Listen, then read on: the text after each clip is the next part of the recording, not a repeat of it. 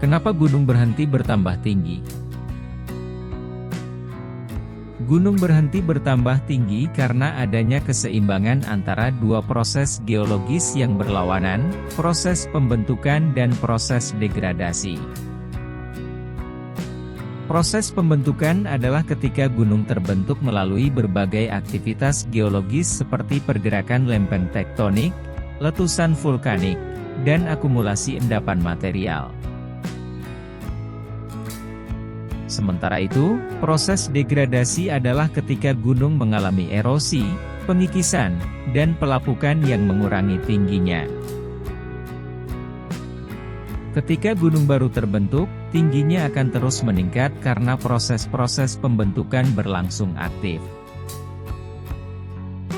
Misalnya, pada batas pertemuan dua lempeng tektonik, salah satu lempeng bisa mendorong bagian permukaan benua atau samudera ke atas, membentuk gunung pegunungan melalui proses tektonik.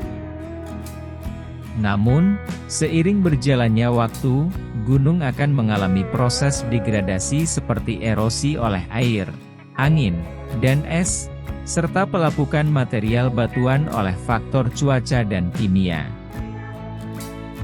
Tanah longsor dan aktivitas vulkanik juga dapat mengubah struktur gunung. Semakin lama gunung berdiri, semakin banyak potensi terjadinya erosi dan degradasi yang menyebabkan gunung kehilangan ketinggiannya. Dengan demikian, gunung akan mencapai tinggi tertentu yang mencerminkan keseimbangan antara pembentukan dan degradasi. Pada titik ini, tinggi gunung cenderung stabil dan tidak akan terus meningkat. Namun, perlu dicatat bahwa dalam jangka panjang, proses pembentukan atau degradasi ekstensif dapat mengubah tinggi gunung secara signifikan.